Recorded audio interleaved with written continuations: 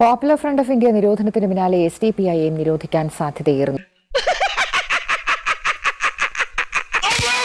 കോടതിയിൽ സമർപ്പിച്ച റിപ്പോർട്ടിൽ PFIയും SDPIയും ഒന്നാണെന്നാണ് ED വ്യക്തമാക്കുന്നത്. എടുത്തോ പിടിച്ചോ എന്ന് പറഞ്ഞിട്ട് ഒന്നും ചെയ്യരുത്. എല്ലാ വൈരാഗ്യങ്ങളും ചതികളും വഞ്ചനകളും ഉള്ളിൽ അങ്ങനെ ഒതുക്കി വെക്കണം. എന്നിട്ട് സമയം നോക്കി അതിൽ ഓരോന്നായി പ്രയോഗിക്കണം. ജിഹാദ് എല്ലാ രൂപത്തിലും നടപ്പാക്കാൻ PFI ശ്രമിച്ചതിന്റെ ഭാഗമായാണ് SDPI രൂപീകരിച്ചതെന്നും അന്വേഷണ ഏജൻസി ആരോപിക്കുന്നു. ചേട്ടാ ഒന്ന് നിർത്തി. ആയിക്കോട്ടെ.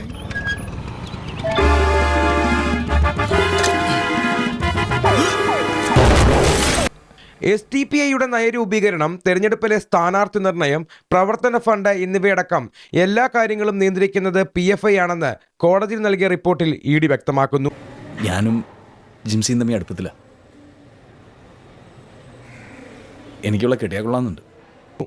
SDPIയുടെ സാമ്പത്തിക ഇടപാടുകൾ നിയന്ത്രിച്ചത് പോപ്പുലർ ഫ്രണ്ടാണ്. ഗൾഫിൽ നിന്നടക്കം നിയമവിരുദ്ധമായി പണമെത്തി. രാജ്യത്ത് ആക്രമണവും ഭീകരപ്രവർത്തനവും നടത്താൻ ഗൾഫ് രാജ്യങ്ങളിൽ നിന്ന് പണം ശേഖരിച്ചു. റംദാൻ കളക്ഷൻ എന്ന പേരിലും SDPI പണം സ്വരൂപിച്ചു. MK ഫൈസിയുടെ അറിവോടെയാണ് ഇടപാടുകൾ നടന്നതെന്നാണ് ED ആരോപണം. കൂടാതെ തെരഞ്ഞെടുപ്പിന് ഗൾഫിൽ നിന്ന് പണം പിരിക്കാൻ SDPIക്ക് അനുവാദം PFI നൽകി. ഈ സമയത്ത് നമ്മളെ കുത്താൻ വേറെ ആരെങ്കിലും നമ്മുടെ പിന്നിലുണ്ടോ എന്നൊരു കണ്ണു വേണം. അതുവരെ ദാ ഇങ്ങനെ ചിരിച്ച് ഇങ്ങനെ നിൽക്കണം. ഇങ്ങനെ 2019 ലോക്സഭാ തെരഞ്ഞെടുപ്പ് വരെ 3.75 കോടി രൂപ പോപ്പുലർ ഫ്രണ്ട് SDPIക്ക് നൽകിയതിന് തെളിവുണ്ടെന്നും ED റിപ്പോർട്ടിൽ വ്യക്തമാക്കുന്നു.